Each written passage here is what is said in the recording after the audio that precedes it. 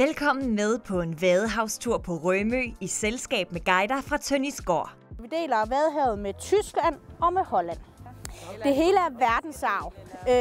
De andre har deres egne nationalparker. Ja. Så vi har Nationalpark Vadehavet. I Tyskland der har de 2 nationalparker. Og jeg ved faktisk ikke, om det er en stor i Holland, eller om de har flere. Men hele området er UNESCO, og vi deler den udpegning sammen med dem. På turen vil du opleve Vadehavets rige dyreliv i havbunden.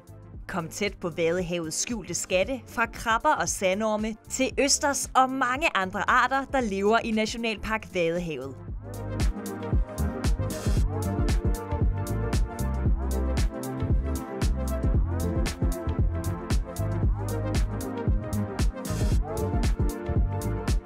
Så vandet det løber forbi dens gælder, som vi har her. De ligger sådan fint i lag. Så det er gællerne, der ligger der. Og i gællerne, der filtrerer den ilt fra vandet, og den filtrerer alger fra vandet.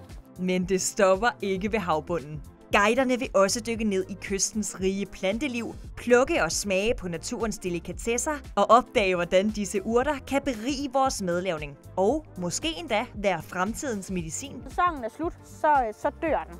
Så det er altså en enårig plante, vi har her. Men inden den dør, så har den, du kan godt spise den, ja. Inden den dør, så har den nået at sætte sin frø, og så kommer den til næste år. Alt dette og meget mere bliver fortalt og udforsket på en vadehavstur sammen med Tønnisgård.